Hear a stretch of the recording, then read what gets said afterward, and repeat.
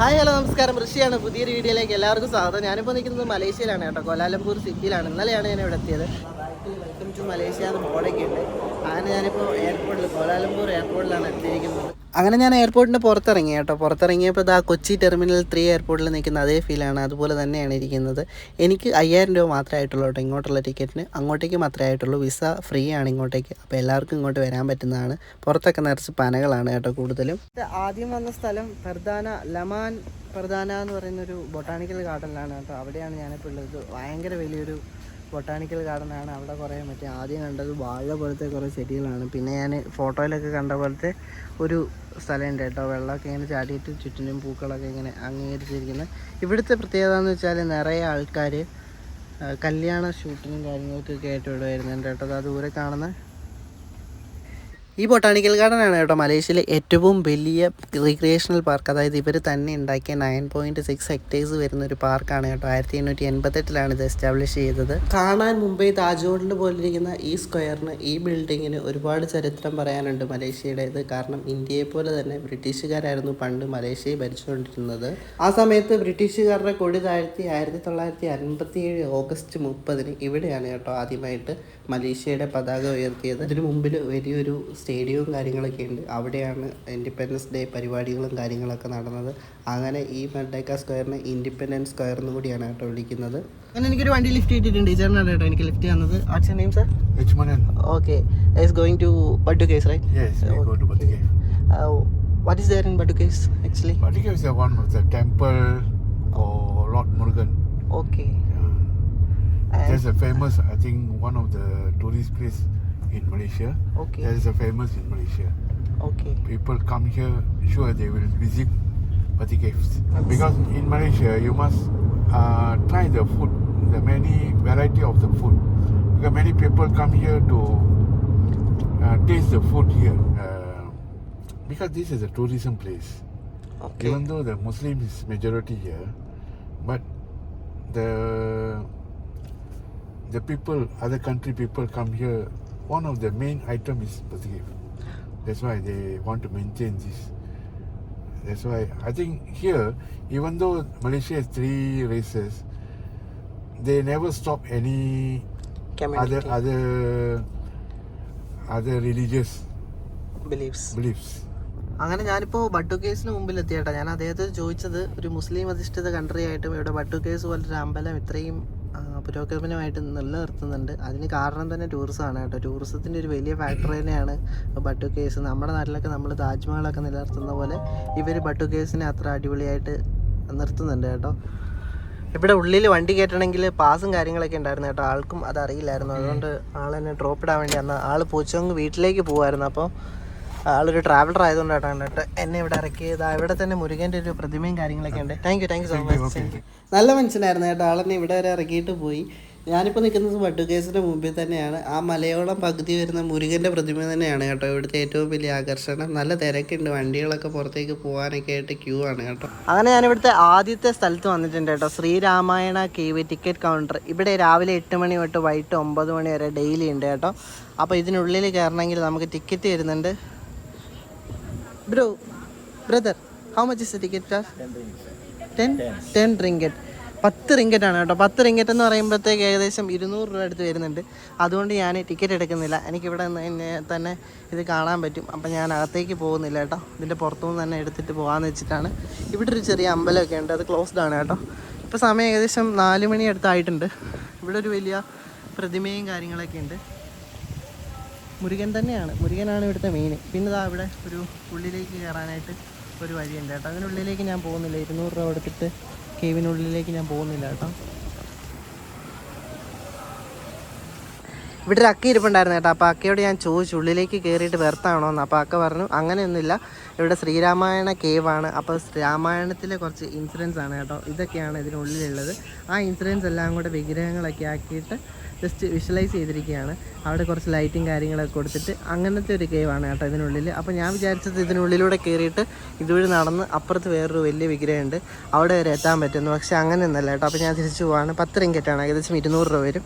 അങ്ങനെ ഞാൻ അവിടെ നിന്ന് ഇറങ്ങിയിട്ട് ഒരു ഗരുഡൻ്റെ പ്രതിമ കണ്ടെടുത്ത് നിന്ന് കേട്ടോ. അവിടെ ഒരു അമ്പലമാണ്. ഗരുഡൻ ആയതുകൊണ്ട് എനിക്ക് തോന്നുന്നു മഹാവിഷ്ണുവിനെ കൊണ്ട് നടക്കുന്ന ഗരുഡനാണല്ലോ. അപ്പം മഹാവിഷ്ണുവിൻ്റെ ഒരു അമ്പലമാണ് കേട്ടോ. ഇവിടെ ഷൂസ് ഇടാൻ പറ്റില്ല. അപ്പം ഞാൻ ഷൂസ് ഇവിടെ ഊരി വെച്ചിട്ടുണ്ട്. അങ്ങനെ ഞാൻ ദാ ഉള്ളിലേക്ക് കയറുകയാണ് കേട്ടോ. ഇവിടെ കുറച്ച് ദീപങ്ങളൊക്കെ കത്തിച്ച് വെച്ചിട്ടുണ്ട്. ഒരു മണിയുണ്ട്. നമുക്ക് അടിക്കാൻ പറ്റുമോ ഇല്ലയോ എന്നൊന്നും അറിയില്ല. എന്തൊക്കെയോ താഴെ എഴുതി വെച്ചിട്ടുണ്ട്. ശ്രീ മാരിയമ്മ ടെമ്പിൾ, അത് അങ്ങനെയാണ് കേട്ടോ ഇതിൻ്റെ പേര് വരുന്നത്. പിന്നെ ഉള്ളത് ഇവിടെ മഹാവിഷ്ണുവിൻ്റെ വിഗ്രഹവും കാര്യങ്ങളൊക്കെ ഉണ്ട്. പുറത്ത് കുറേ പ്രതിമകളൊക്കെ ഉണ്ടാക്കി വെച്ചിട്ടുണ്ട്. പിന്നെ ഉള്ളത് ഇതാ ഉള്ളിൽ മഹാവിഷ്ണു കിടന്നിറങ്ങുന്നത്. എപ്പോഴും ഉറക്കമാണല്ലോ മഹാവിഷ്ണു. അങ്ങനെ അനന്തശയനം അങ്ങനെയാണ് തോന്നുന്നതിന് പറയുന്നത്. അങ്ങനത്തെ ഒരു പടമൊക്കെ ഉണ്ട്. പിന്നെ ഇതാ ഇവിടെ ഒരു 2 പ്രതിഷ്ഠകളായിട്ട് 2 അമ്പലങ്ങൾ പോലെ കേട്ടോ.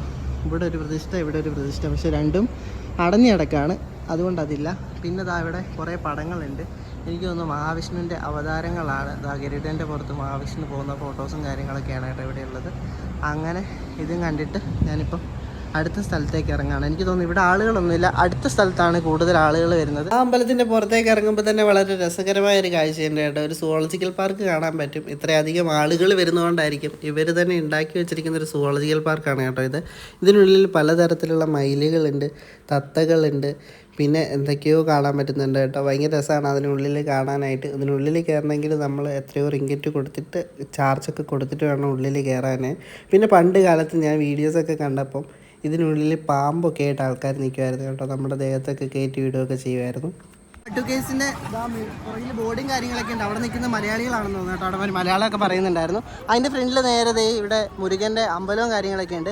അപ്പുറത്താണ് കേട്ടോ മേളിലോട്ട് സ്റ്റെയർ കയറുന്നത്. അങ്ങോട്ടേക്ക് പോവാണ് ഞാനിപ്പോൾ. അവിടെ പാസും കാര്യങ്ങളൊക്കെ ഉണ്ടോയെന്ന് അറിയില്ല. ഇവിടെ എൻട്രിങ് ടൈം വരുന്നത് ഏകദേശം 8 മണി മുതൽ രാത്രി 9 മണി വരെ ആയിട്ട് കേട്ടോ. അത് കഴിഞ്ഞാൽ അത് ക്ലോസ് ആവും. ഞാനപ്പോൾ കുറേ നടന്ന് മുകളിലോട്ട് കയറി. നല്ല സ്റ്റീപ്പായിട്ടുള്ള സ്റ്റെപ്സാണ് കേട്ടോ മുകളിലോട്ടുള്ളത്. ചെറിയ ചെറിയ സ്റ്റെപ്സാണ്. അപ്പോൾ ഒരു കാല് വെക്കാനുള്ള സ്ഥലം മാത്രമേ ഉള്ളൂ. പിന്നെ നല്ല രീതിക്ക് ആളുകൾ വരുന്നുണ്ട്. വരുന്നവരുടെ എല്ലാവരുടെയും കയ്യിൽ കുപ്പിയിൽ വെള്ളമുണ്ട് കണ്ടോ. കുപ്പിയിൽ വെള്ളമൊക്കെ തീർന്നു. അത്രയ്ക്ക് നമ്മൾ അണയ്ക്കും. നല്ല അടിപൊളിയായിട്ടുള്ളൊരു വ്യൂ ആണ് കേട്ടോ മേളിൽ നിന്ന് കാണുന്നത്. ഈ പ്രതിമ നമ്മൾ താഴേന്ന് നിന്ന് നോക്കുന്നതിനേക്കാൾ വലുതായിട്ടാണ് ഞാൻ മേളിൽ കയറിയപ്പോൾ എനിക്ക് തോന്നുന്നത് ബാക്കിൽ നിന്ന് കാണാൻ. അങ്ങനെ ഞാൻ നടന്നൊരു പോയിന്റിൽ വന്നപ്പോൾ ഇവിടെ ഡാർക്ക് ഹീവ് എന്ന് പറഞ്ഞൊരു സാധനം ഉണ്ട് കേട്ടോ. ഇതിനുള്ളിൽ നിറച്ച് വവ്വാലുകളും കുരങ്ങന്മാരുമാണ്. കുഞ്ഞു കുഞ്ഞു കുരങ്ങന്മാരാണ്, വലിയ കുരങ്ങന്മാരൊന്നുമില്ല കേട്ടോ. അതിൻ്റെ കുഞ്ഞുങ്ങളൊക്കെയാണ്. ഇവിടുത്തെ ഒരു പ്രധാന മോഡലാണ് കേട്ടോ ഇത്. ആൾക്കാരൊക്കെ അവൻ്റെ ഫോട്ടോ എടുക്കുന്നുണ്ട്. അവൻ അതുപോലെ തന്നെ പോസ് ചെയ്യുന്നുണ്ട്. ഇവിടുന്ന് ഫോട്ടോ എടുത്താൽ ഇങ്ങോട്ടേക്ക് പോസ് ചെയ്യും, അവിടുന്നേക്ക് ഫോട്ടോ എടുത്താൽ അവിടുന്ന് പോസ് ചെയ്യും കേട്ടോ. പിന്നെ ഇത്രയും ഞാൻ കയറിയിട്ടുണ്ട്. ഇനി എനിക്ക് മുകളിലോട്ട് കുറച്ചുകൂടെ കയറാനുണ്ട് കേട്ടോ. ഇത്രയും കൂടെ കയറാനുണ്ട്. അപ്പം ഞാൻ മുകളിലോട്ട് കയറട്ടെ. അങ്ങനെ ഞാൻ ബട്ടുക്കേസിൻ്റെ മുകളിലെത്തി കേട്ടോ. ഇതാണ് ഇതിന് എൻട്രൻസ് വരുന്നത്. അപ്പം ഞാൻ ഇതിൻ്റെ ഉള്ളിലേക്ക് കയറുകയാണ്. ഇനി ഇതിൻ്റെ ഉള്ളിൽ 2-3 ക്ഷേത്രങ്ങൾ ഗുഹയ്ക്കുള്ളിൽ വരുന്നുണ്ട് കേട്ടോ. അപ്പോൾ ഉള്ളിൽ എനിക്ക് തോന്നുന്നു വെട്ടം ഉണ്ടാവില്ല. ഫ്രണ്ടിൽ തന്നെ മുരുകൻ്റെ വേറൊരു വിഗ്രഹവും കാര്യങ്ങളൊക്കെ ഉണ്ട്. പിന്നെ ഇവിടെ ഇതിൻ്റെ മുകളിൽ നിന്ന് വെള്ളം വീണോണ്ടേ ഇരിപ്പുണ്ട് കേട്ടോ. അതാണ് ഇവിടെ നനഞ്ഞിരിക്കുന്നത്. പിന്നെ ഇവിടെ ഒരു ചെറിയ ശ്രീ ഇടുമ്പാൻ ടെമ്പിൾ, അതാരാണെന്ന് എനിക്കറിയില്ല. ഇവിടെ മുകളിലെത്തുമ്പോഴും വെള്ളം കുടിക്കണമെങ്കിൽ, കാരണം മുകളിൽ താഴേന്ന് വന്നവരൊക്കെ വെള്ളം ഇവിടെ എത്തുമ്പോഴത്തേക്ക് തീരും കേട്ടോ. അപ്പോൾ ഇവിടെ എത്തുമ്പോൾ വെള്ളം കുടിക്കണമെങ്കിൽ വെള്ളവും കാര്യങ്ങളൊക്കെ ഇവിടെ അവൈലബിൾ ആണ്. ഇനി നമ്മൾ ഗുഹയ്ക്കുള്ളിലേക്ക് പോവാണ്. അവിടെ 2-3 ക്ഷേത്രങ്ങളുണ്ട്. ഇപ്പം ഞാൻ നിൽക്കുന്നത് ഗുഹയ്ക്കുള്ളിലാണ് കേട്ടോ. ഞാൻ വിചാരിച്ചത് ഇതിനുള്ളിൽ വെട്ടമൊന്നും കാണില്ല എന്നാണ്. പക്ഷേ വലിയൊരു ഗുഹയാണ്. അപ്പോൾ അതിനുള്ളിൽ അവർ ലൈറ്റൊക്കെ ഇട്ടിട്ടുണ്ട്. പിന്നെ ആർട്ടിഫിഷ്യൽ ലൈറ്റും കുറേ കാര്യങ്ങളൊക്കെ ചെയ്തിട്ടുണ്ട്. ഇവിടെ കുറേ കടകളൊക്കെ ഉണ്ട് കേട്ടോ. അതിനുള്ളിൽ ടൂറിസ്റ്റിന് വേണ്ടതും പൂജ കർമ്മങ്ങൾക്കൊക്കെ ആയിട്ടുള്ള സാധനങ്ങളുണ്ട്. ഇവിടെ ഒരു ചെറിയ വിഗ്രഹമുണ്ട്. അതിന് ചെറിയ വേഷധാരിയായിട്ടുള്ള ഒരാളിരിപ്പുണ്ട് കേട്ടോ. ആരാന്ന് എനിക്കറിയില്ല. പിന്നെ ഒരു സ്റ്റെപ്പ് ഉണ്ട് അങ്ങോട്ടേക്ക് കയറി പോകാൻ. പക്ഷേ അതിപ്പോൾ ക്ലോസ്ഡ് ആണ് കേട്ടോ. ഇതിനൊക്കെ ഓരോരോ കഥകൾ പറയാനുണ്ടെന്നാണ് എനിക്ക് തോന്നുന്നത്. പിന്നെ ഇവിടെ ഒരു ഗോപുരവും കാണാൻ പറ്റുന്നുണ്ട്. അത് ഭയങ്കര കളർഫുള്ളാണ് കേട്ടോ.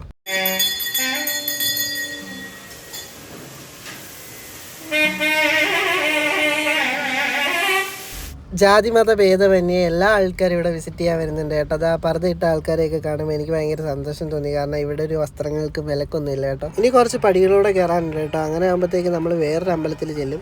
ഗുഹയുടെ മുകൾ ഭാഗം തുറന്ന് കിടക്കുകയാണ് കേട്ടോ. അതുകൊണ്ടാണ് ഉള്ളിൽ നല്ല വെളിച്ചം. അങ്ങനെ ഞാൻ ബട്ടുക്കേസിൻ്റെ അവസാനത്തെ പോയിന്റിൽ എത്തിയിട്ടുണ്ട് കേട്ടോ. ഇവിടെയാണ് ഏറ്റവും അവസാനത്തെ അമ്പലം ഉള്ളത് ഇതിൻ്റെയാണ് കേട്ടോ. മുകൾ ഭാഗം തുറന്ന് കിടക്കുന്നത്. അതുകൊണ്ടാണ് ബട്ടുകേവ്സിനുള്ളിൽ ഇത്ര വെളിച്ചം കിട്ടുന്നത്. പിന്നെ എനിക്ക് തോന്നുന്നു മലേഷ്യയിൽ ഏറ്റവും കൂടുതൽ തണുപ്പുള്ള സ്ഥലം ഇതായിരിക്കും. കാരണം ഗുഹയ്ക്കുള്ളിലായതുകൊണ്ടും പിന്നെ ഉറവകൾ കുറേ ഉണ്ട്, പിന്നെ വെള്ളം ഇറ്റിറ്റ് വീഴുന്നുണ്ട്. അതുകൊണ്ട് ഇവിടെ നല്ല തണുപ്പാണ് കേട്ടോ. ഇതായിരുന്നു കേട്ടോ അവസാനത്തെ പോയിന്റ്. അങ്ങനെ ഞാൻ കുടിവെള്ളമൊക്കെ കുടിച്ചിട്ട് ഇവിടെ നിന്ന് ഇറങ്ങാണ്. ഞാനങ്ങനെ ബട്ടുകേവ്സിൽ നിന്ന് ഇറങ്ങി കേട്ടോ. ഇറങ്ങിയിട്ട് ഞാൻ കുറേ നേരം ലിഫ്റ്റ് അടിക്കാൻ വേണ്ടി ട്രൈ ചെയ്തു, പക്ഷേ വണ്ടിയൊന്നും കിട്ടിയില്ല. ഇപ്പം നല്ല മഴ പെയ്യുന്നുണ്ട്. അതുകൊണ്ട് ഞാൻ കുടയുടെ വിലയൊക്കെ ചോദിച്ചപ്പോൾ 20 റിങ്കറ്റാണ് അവർ പറയുന്നത്. അപ്പോൾ ഞാൻ ടാക്സിയിൽ നോക്കി. ഗ്രാബ് പേ എന്ന് പറഞ്ഞൊരു ഓപ്ഷൻ ഉണ്ട്, ഫോണിൽ ആപ്ലിക്കേഷനാണ്. അതിൽ നോക്കിയപ്പോഴത്തേക്ക് 20 റിങ്കറ്റേ വരുന്നുള്ളൂ ചൈന ടൗണിലേക്ക്. Thank you so much. അങ്ങനെ ഞാൻ ചൈന ടൗണിൽ എത്തിയിട്ട് ആളെന്നെ ഇവിടെ ഡ്രോപ്പ് ആക്കിയിട്ടുണ്ട്. ഞാനിപ്പോൾ ഉള്ളത് മലേഷ്യയുടെ ചൈന ടൗൺ എന്ന് പറയുന്ന പെറ്റാലിംഗ് സ്ട്രീറ്റിലാണ് കേട്ടോ. എൻ്റെ പുറകിൽ കാണുന്നതാണ് പെറ്റാലിംഗ് സ്ട്രീറ്റ്. അതിനുള്ളിൽ നല്ല തിരക്കും കാര്യങ്ങളൊക്കെയാണ്. എന്നോട് ടാക്സി ഡ്രൈവർ പറഞ്ഞിരുന്നു ഫോണും കാര്യങ്ങളൊക്കെ നന്നായിട്ട് സൂക്ഷിക്കണം. പിന്നെ ഉള്ളിൽ കുറേ സാധനങ്ങളുണ്ട്, പല റേറ്റിലുണ്ട്. നമുക്ക് ബാർഗെയിൻ ചെയ്ത് തന്നെ വാങ്ങിക്കണം. ഇവിടെ കയറുമ്പോൾ തന്നെ ബാഗും ഡ്രസ്സും ഷൂസും കാര്യങ്ങളൊക്കെ തന്നെ ഉണ്ട്. അപ്പോൾ ഉള്ളിലൂടെ കയറിയിട്ട് വേറൊരു സ്ഥലത്താണ് കേട്ടോ എൻഡ് ചെയ്യണം. ഞാൻ പോകുന്ന വഴിയിലേക്ക് ആൾക്കാരെന്നെ വിളിച്ചുകൊണ്ടിരിക്കുന്നുണ്ട് കേട്ടോ. വാ വന്ന് സാധനങ്ങൾ വാങ്ങിക്കുമെന്ന് പറഞ്ഞ്. എനിക്ക് തോന്നുന്നു ഏറ്റവും കൂടുതൽ ഇവിടെ വിൽക്കുന്നത് ഷൂസും ബാഗുകളാണെന്ന് തോന്നുന്നു കേട്ടോ. കാരണം ഏറ്റവും കൂടുതൽ ഷോപ്സ് ഉള്ളത് ഷൂസിൻ്റെയും ബാഗിൻ്റെയാണ്. ഒന്നും ഒറിജിനൽ അല്ല, എല്ലാം ഫസ്റ്റ് ക്വാളിറ്റിയാണ്, എല്ലാം ചൈനീസ് പ്രോഡക്റ്റ്സ് ആണെന്നാണ് കേട്ടോ ഇവർ പറയുന്നത്. ഇവർ ഡബിൾ റേറ്റാണ് നമ്മളോട് ആദ്യം പറയുന്നത്. പിന്നെ നമ്മൾ ബാർഗെയിൻ ചെയ്തിട്ട് വേണം വാങ്ങിക്കാൻ. എനിക്ക് തോന്നുന്നു എല്ലാ തരത്തിലുള്ള ആൾക്കാരും വന്നിട്ട് ബാർഗെയിൻ ചെയ്തിട്ട് തന്നെയാണ് ഈ സാധനങ്ങളൊക്കെ വാങ്ങിക്കുന്നത്. ഒരാൾ പോലും പറയുന്ന വിലയ്ക്ക് ഇവിടുന്ന് വാങ്ങിച്ചിട്ട് പോകുന്നില്ല കേട്ടോ. അത് ഇവിടുത്തെ മാർക്കറ്റിൻ്റെ ഒരു പ്രത്യേകത തന്നെയാണ്. പിന്നെ എല്ലാ തരത്തിലുള്ള ചൈനീസ് പ്രോഡക്റ്റ്സ് ഇവിടെ വിൽക്കുന്നുണ്ട്. പിന്നെ ഇതിനുള്ളിൽ ചൈനീസ് പ്രോഡക്റ്റ്സ് വിൽക്കാൻ വേണ്ടി മാത്രമല്ല, ചൈനയുടെ ഒരു ട്രഡീഷണൽ രൂപ ഒക്കെ ഇവർ മെയിൻറ്റെയിൻ ചെയ്തിട്ട് സ്ട്രീറ്റ് ആർട്ടും അങ്ങനത്തെ കാര്യങ്ങളുണ്ട്. ഞാൻ നേരത്തെ പറഞ്ഞതുപോലെ തന്നെ ചൈന ടൗണിൽ ഇവരെല്ലാം മെയിൻറ്റെയിൻ ചെയ്തിട്ടുണ്ട് കേട്ടോ. നമ്മളൊരു ചെറിയ ചൈനയിൽ ചെന്ന പോലെയാണ് നമ്മളിതിനുള്ളിൽ കയറി കഴിഞ്ഞാൽ നമുക്ക് ഫീൽ ചെയ്യുന്നത്. ഷോപ്പുകളാവട്ടെ കടകളാവട്ടെ എല്ലാം ചൈനീസ് രീതിയിലാണ്. ഇതൊരു അമ്പലമാണ് കേട്ടോ. ഈ അമ്പലത്തിൻ്റെ പേര് ഗുവാൻഡി ടെമ്പിൾ എന്നാണ്. ഇവിടെ ഇപ്പോൾ ക്ലോസ്ഡ് ആണ് കേട്ടോ. പക്ഷേ കുറേ ആളുകളൊക്കെ ഇവിടെ നിന്നിട്ട് ഫോട്ടോ എടുക്കുന്നുണ്ട്. ഞാൻ ഗൂഗിൾ ചെയ്തതിൽ ടോപ്പ് 10ൽ വരുന്നൊരു അമ്പലമാണ് കേട്ടോ ഇത്. ഇപ്പോൾ ഇതിനുള്ളിലേക്ക് കയറാൻ വേണ്ടി പറ്റില്ല. എനിക്ക് തോന്നുന്നു സമയത്തിൻ്റെ പ്രശ്നങ്ങളൊക്കെ കൊണ്ടായിരിക്കും. ഇപ്പോൾ ഏകദേശം രാത്രി ആവാറായിട്ടുണ്ട് കേട്ടോ. അങ്ങനെ സമയം രാത്രിയായി കേട്ടോ. ഞാൻ ഇപ്പോഴും ചൈന ടൗണിനുള്ളിൽ തന്നെയാണ് നിൽക്കുന്നത്. അങ്ങനെ ഞാൻ നടന്നിട്ട് സ്ട്രീറ്റ് ആർട്ടിൻ്റെ ഒരു മെയിൻ സ്ഥലമുണ്ട്, അവിടെയാണ് കേട്ടോ ഉള്ളത്. നല്ല ദിവസമായിരുന്നു, നമുക്ക് ഇവിടെ നിന്ന് ഫോട്ടോയും കാര്യങ്ങളൊക്കെ എടുക്കാം. അങ്ങനെ ഈ വീഡിയോ ഇവിടെ കൊണ്ട് അവസാനിക്കുകയാണ്. അപ്പോൾ മറ്റൊരു ദിവസം മറ്റൊരു വീഡിയോ ആയിട്ട് കാണാം. ബൈ.